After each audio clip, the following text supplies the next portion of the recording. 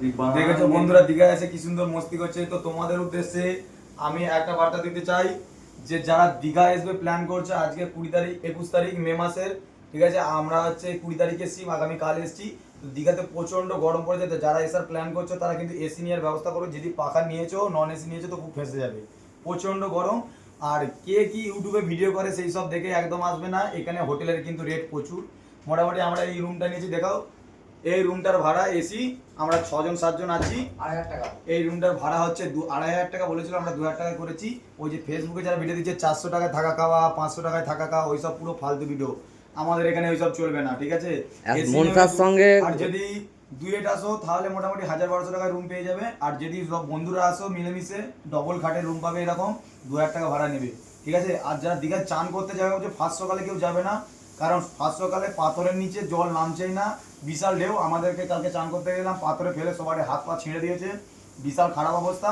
চান করতে গেলে দুপুর 2-3টের পরে যাও, একদম বালিতে জল নেমে যাচ্ছে, খুব ভালোভাবে চান করতে পারবে, এনজয় করতে পারবে, আর দীঘা ঘুরতে পারবে। আর জগন্নাথ মন্দির যারা ঘুরতে যাবে বলছে, পুরীর যে জগন্নাথ মন্দির দীঘাতে করেছে আমাদের দিদি, তো সেখানে কেউ সকালবেলা ঘুরতে যাবে না, সেখানে গেলে বিকেলের পরে যাও, খুব সুন্দর দৃশ্য, মানে এত সুন্দর, মানে ভালোই লাগছে খুব। আর দিনের বেলা গেলে কি হবে, তুমি পা ফেলতে পারবে না, এত গরম, সব পাথর তেতে যাচ্ছে।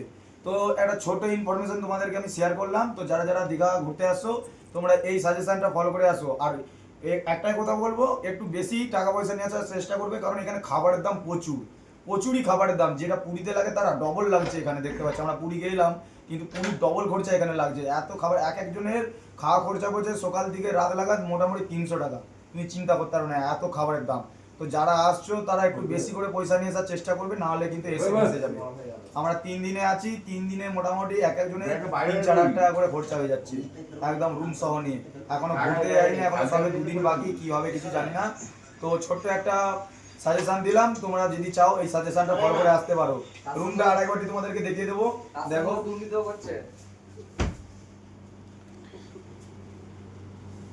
আর আমার বন্ধুদের মধ্যে 1 নম্বর খারাপ বন্ধু হচ্ছে যে হাবু।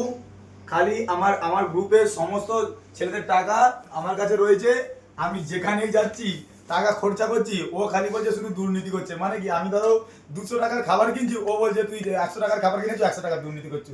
এই হচ্ছে আমার বন্ধু। তাহলে কি বলবে, এই সব বন্ধুদেরকে নিয়ে দিকে একদম ঘুরতে আসবে না, সব পুরো ফালতু লোক একবারে।